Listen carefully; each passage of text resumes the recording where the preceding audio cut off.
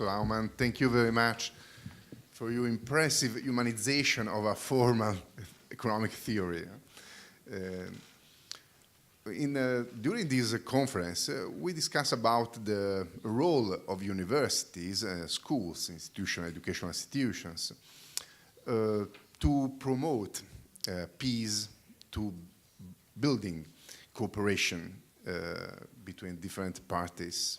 What do you think about the role of university as a mechanism to cooperation, so to create incentives to peace?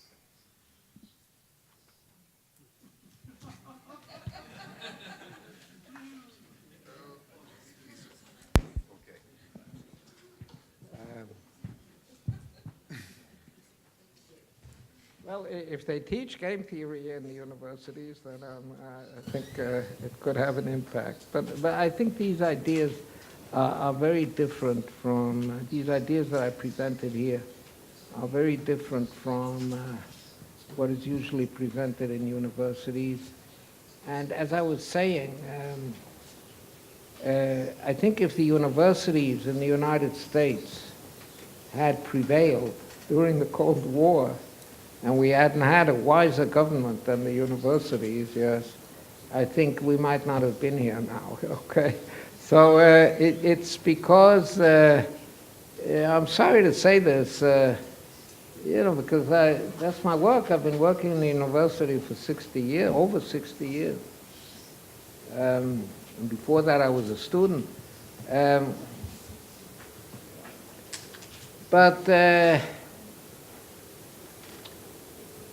Sometimes these people are not too practical. I think if the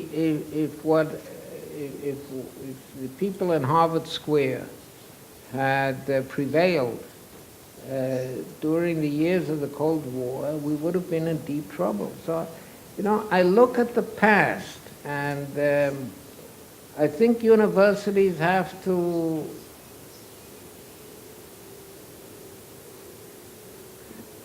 it's all very pretty and flowery and posters with doves and so on. And you think that you're promoting peace that way, but you're not, okay? You're promoting war, yes? With posters, with doves, you're promoting war because you're like my grandson and me. You're turning your back on the element that you are confronting. It doesn't. One would think that it, but it doesn't. Yes, that's game theory. Okay, and I make a living from game theory. And I believe in what I do. So I think universities could have a positive influence, but they have to change the general university attitude has to change in order for them to have a positive influence on peace. And like I was saying, you don't have to believe me, and maybe I'm wrong even, yes, because I have not established a war research institute, which is what I am proposing, a war research institute.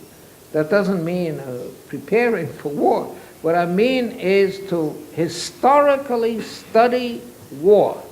What is it that brought about war in War I, in War II, in War III, in War IV, in War V?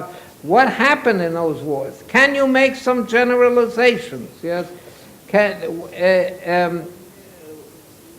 What was going on? Yeah, can we deduce something from history? Yes.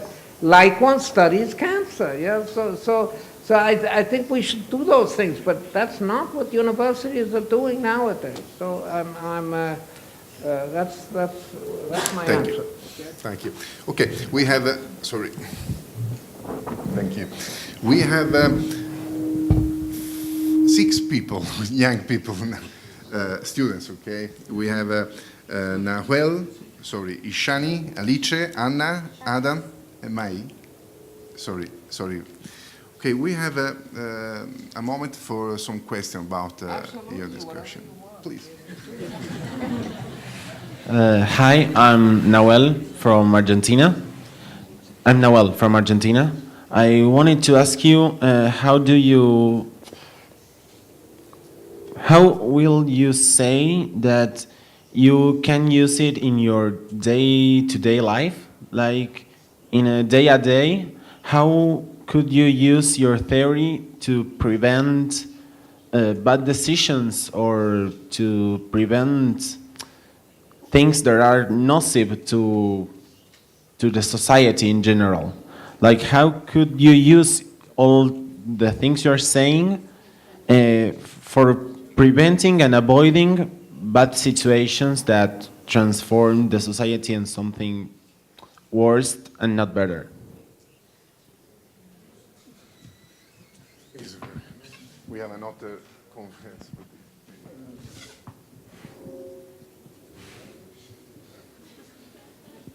I think education is very important. I mean, general education, okay?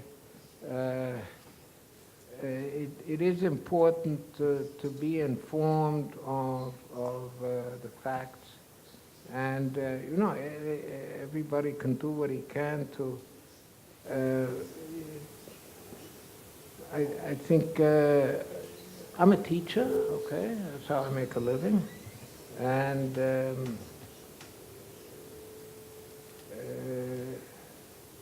so I teach, yes. So I think if people are not ignorant, if they know the facts, if they know history, if they know mathematics, if they know game theory, yes, then the world would be a better place, yes. I think education is number one.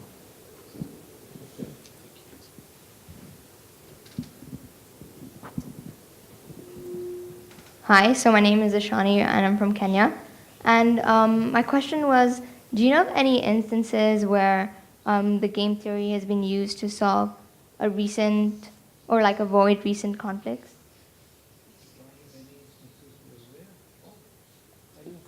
Instances where game theory has been used to avoid recent conflicts? Yeah, absolutely, yes. Absolutely. I was, yeah, I think we're sitting here because of game theory, absolutely. Because I shared the Nobel Prize with my colleague Tom Schelling, and Tom was an advisor to Washington ever since the 60s, early 60s. He was a senior advisor to the government of the United States, including the presidents, yes. And he gave a speech. I talked about war and peace in Stockholm in my Nobel presentation. And Tom came on right after me, alphabetical order. My name starts with A. That gave me, by the way, I think it's a significant element in people's success. You know, whether their name starts early in the alphabet or late. Yeah. So his name was Schelling. That's with an S. So I came before him. I gave my talk, and then he got up and gave his talk, and his talk was called The Amazing 60 Years. Now this was in '05. What are the amazing 60 years? The amazing 60 years are from 1945 to 2005. And what is amazing about those 60 years? So Tom laid it out. What was amazing is that nuclear weapons were never once used in anger. During those 60 years, nuclear weapons were never once used in anger. And that is because people like Tom and Henry Kissinger and Herman Kahn and people like that were advising the government of the United States, and probably similar people were advising the government of the Soviet Union. And that's what kept the peace, okay? And the peace was not kept, it was not kept because of weakness. Weakness, flinching, would have caused war, okay? as it almost did in the Cuban Missile Crisis. Very, very close. Yeah. Okay? Okay. Another question? We have 20 minutes for other questions. Two questions. I move to the audience, okay? Please. Hello, my name is Alice. As you were saying, you're not like, you believe that irrational is better than being rational, but sometimes irrationality has its defects. Like you said, Hitler was crazy and too irrational and caused World War II. Do you think there's like a medium between rational and irrational that we can achieve?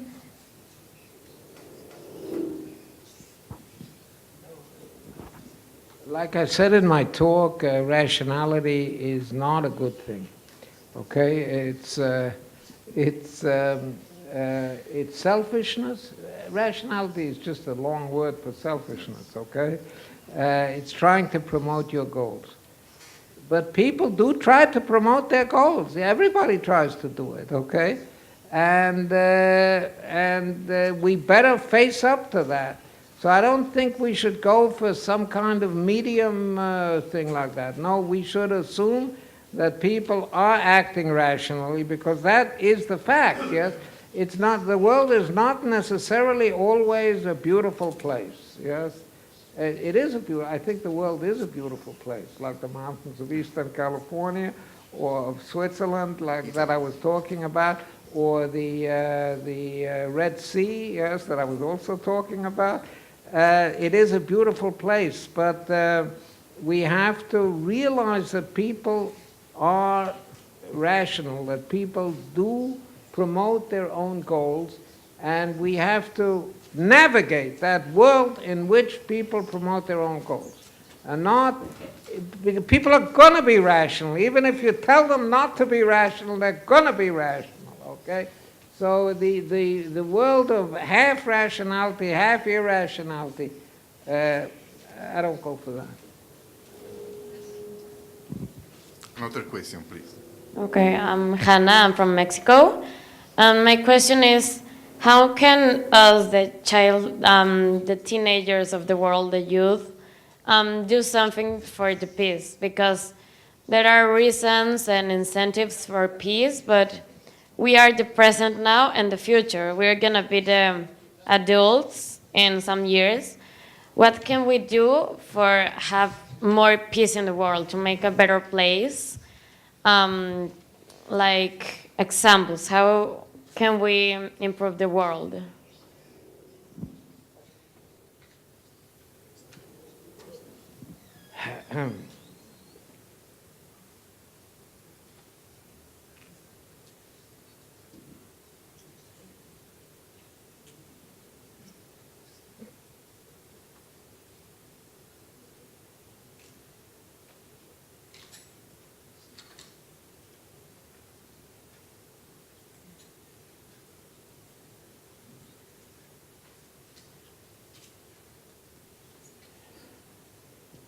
Well, I think where were you from?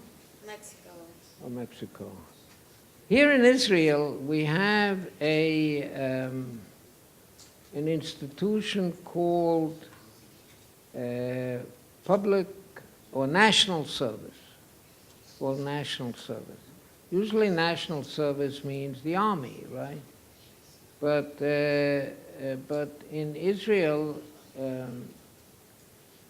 many, especially women, who are not required to go to the army if they don't want, if they opt out for religious reasons, they're not required to go to the army. So what they do is they do national service instead of that. National service means working with youth groups, working with working in hospitals, working in maybe in for disadvantaged children in one way or another, disadvantaged parents. I think helping out, helping society out with whatever you can do, and this is organized, okay? So sometimes it's 1 year, sometimes it's 2 years, sometimes it's 3 years. I think this idea of national service in an organized environment is something which is very positive. I don't know whether it exists in other countries. Does it exist in other countries? In an organized for young people between high school and the university, okay? Or after high school, before entering the labor market or before entering the university. This is something which is which should be emphasized and pushed. It's very popular in Israel. Okay. Do you have time for another question? Or?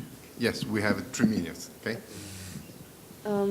So you spoke about incentives, and it made me think about like the situation here in this country, and the Arab-Israeli conflict. So, I mean, here Israel is a very like powerful country. It has a lot of, you know, its military is very strong, and you know, the other side, which are the Palestinians, are, you know, the opposite. They like the citizens are not equipped. There's no like financial aid that they have in order to fight. Tremendous amount of I mean, in like the military. I'm not talking about I'm not talking about the West Bank. I'm talking about the people who live in Jerusalem, for example, who fight back through rocks or through peaceful protests. So in this case, you know, talking about the incentive of, you know, not really the example that you gave for Switzerland, where they simply had the weapons that, you know, in order to like, I don't know if it's to scare, but to like show the other side that they're powerful enough. But in this case, it doesn't work.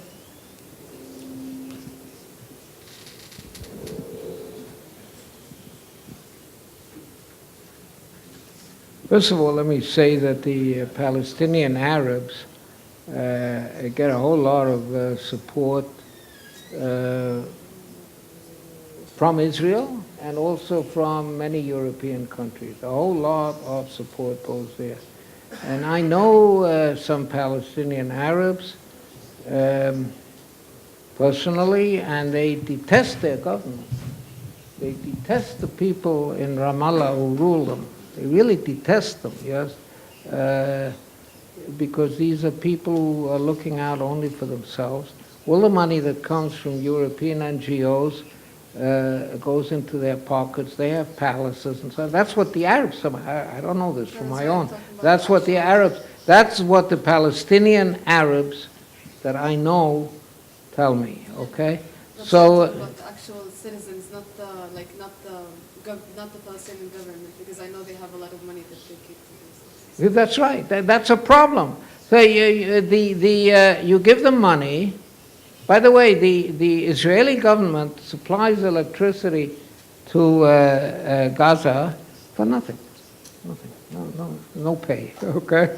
At least that money doesn't go into the coffers of the governments because it's electricity.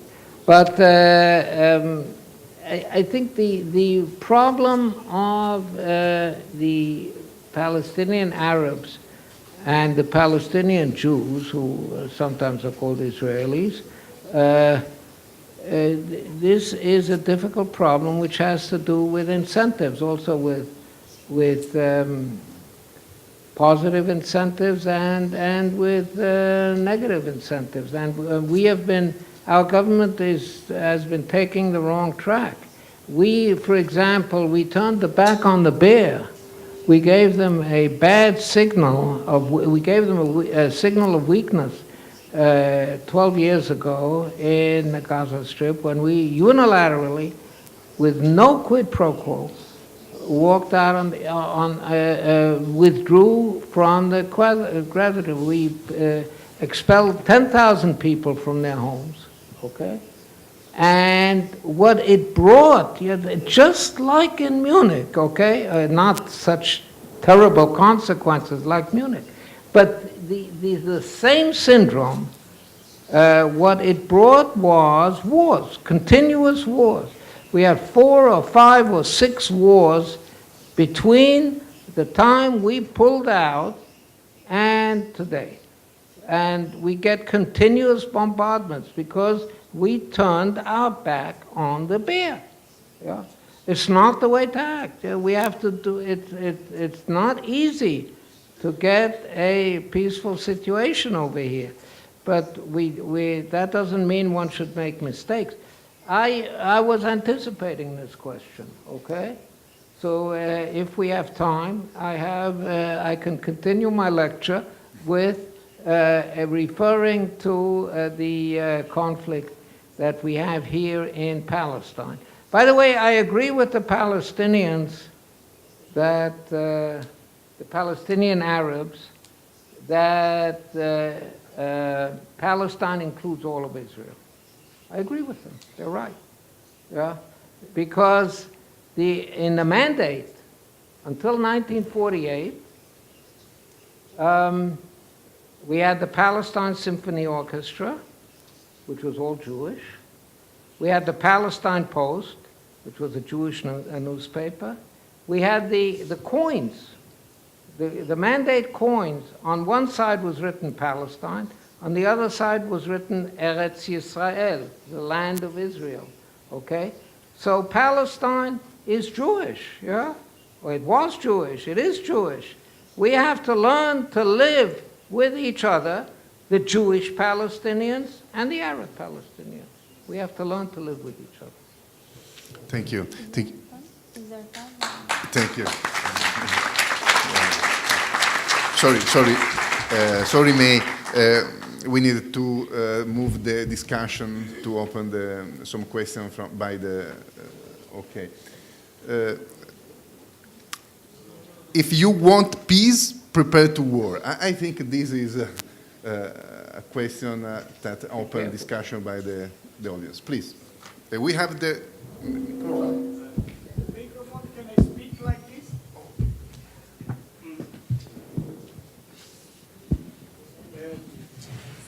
Thank you, sir, for your reference to history. Well, in Thucydides, in Peloponnesian Wars, he showed that Athens, which had money to make arms, waged war to Sparta. They made a long war, and they finally destroyed.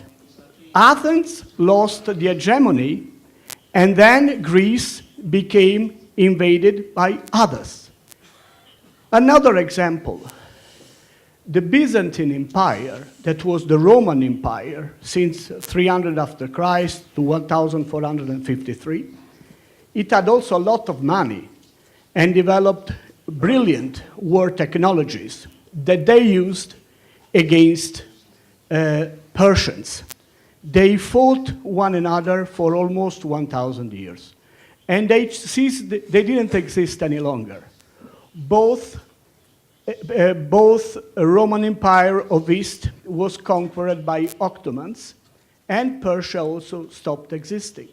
And finally, sir, don't you think that the 30 years of war that we had after the end of Cold War were not by chance the cause of the fact that in our arsenals there were many, many arms that were then transferred, including nuclear technology, to other countries? And fourth, sir, do you think that trade unions, when the economy does research, investment, innovation, production, employment, and distribution of salaries, using as the key point, as the pivot of the economy, the weaponry economy, as the United States did, do you think it is so easy to tell to these people, well, arsenals are full, we are firing the people that worked for that? Don't you think it's easier to use such weapons? And then today, when we see that the use of the weapons, we see them on television, And then such use of weapons produced hatred, produced hatred, produced bad feelings that cause much damages that are much higher than the value of the salaries distributed in the economy. Thank you. What's the question? Another question? Okay. I'm not sure what the question is. I don't think weapons should be used. Okay. I'm against using weapons, okay? I think that the existence of weapons and being ready to use them. By the way, being ready to use weapons is not only in the weapons themselves, okay? It's not only that the Swiss have fighter planes. It's not only that that one has tanks and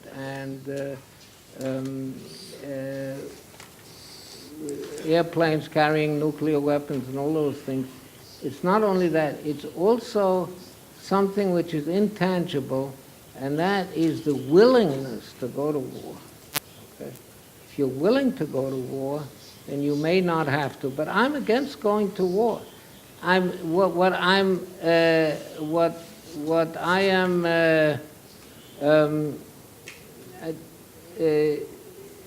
not sure exactly what the question was. I mean, in other words, was the gentleman suggesting that we should disarm? You know, what is being suggested over here? I'm not sure. Did you grasp the question? Okay. In other words, I heard something about the arms industry, and what follows from that is that we'd be better off without an arms industry. Yes, did I correct? Did I? Huh? I think that we. If we are saying that we are better off without armaments, no, I have to disagree with that. I think we should have armaments and we should not use them. And having all sides, yes, it's not one side. If all sides have armaments and convincing armaments, then I think the chance that they will be used is smaller. Okay. As I was saying, the world needs to study war. You were talking about the Peloponnesian War. You were talking about the 30 Years' War, maybe the 100 Years' War, the 1,000 Years' War of the Romans. War has been with us all the time. We have to study it. We have to find out. Just like cancer has been with us all the time, we have to study it, we have to find out what. But I think, on the face of it, I think that having weapons is more conducive to peace than not having weapons. Okay. We have time for a final question, please.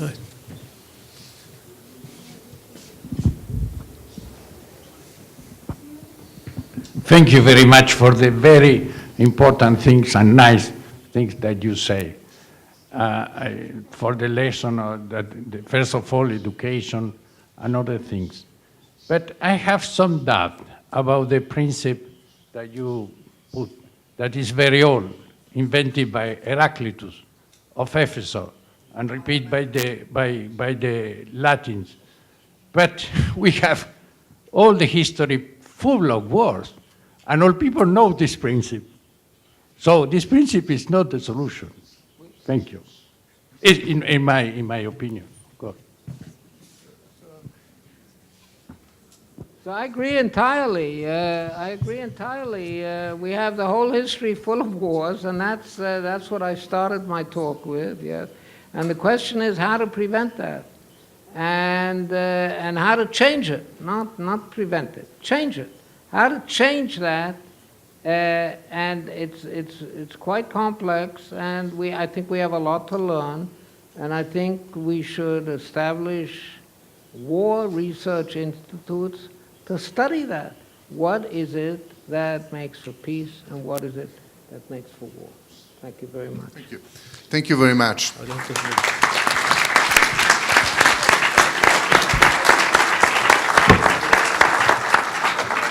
Thank you very much for this, I would say, a thought-provocative presentation. And as the acting head of the Truman Institute, I should say that although our name is not the Research Institute for the study of war, but this is what we do, actually. And I think that perhaps this is the reason you mentioned that we didn't invite you once. It's the first time we invited you. We would like to invite you again, so you'll see that most of our curriculum and conferences deal exactly with that, about the causes of war. And let's give you one example. We had a conference on Japanese militarism in Asia. And it looks like, we're so detached from this part of the world, but we had a big conference with about 30 professors just 2 weeks ago, and we looked exactly on the causes, effects, agents of militarism, and we hope that it will be relevant for other parts of the world. Another conference that we had here 2 years ago was about the American occupation of Iraq and Japan. So we definitely do these things. We don't call it the Research Institute for the Study of War, but for the peace, but we definitely do this kind of curriculum. I would like to mention that what I take from your talk is first the need to incorporate new thoughts, rational thinking, new methodologies within the study of peace. I take your word and your assessment of the importance of education as we try to do here in the university, and perhaps we don't do it fully. And as I mentioned yesterday in my talk, that I think that scholars, including in the university, should not only stay and be limited within their rooms and studies and laboratories, but actually go out to the community, and it will be beneficial both for research and I would say for other wider social issues. I was also wondering, in the case of rationality, maybe we tend to associate rationality, or actually talk about rationality both for individuals as well as countries. Maybe countries behave different than individuals. Maybe individuals, as you mentioned, many individuals do not necessarily behave like a country. And I'll give you one example. You mentioned the Israeli withdrawal from Gaza. I was a soldier in Gaza. And as an individual soldier in Gaza, I can say there was nothing rational about it, at least not for me. So in this sense, I think that like any good theory, it has its limits, and perhaps we should actually, the place to investigate it is in such events, such conferences, which looks broadly, and comparative perspectives of different conflicts in the world, and this is exactly what we are trying to do at the Truman Institute. So I wish to thank you so much for coming here and giving this thought-provocative talk, and I would like to thank everybody for participating and for helping us having another inspiring, hopefully, day. Thank you so much.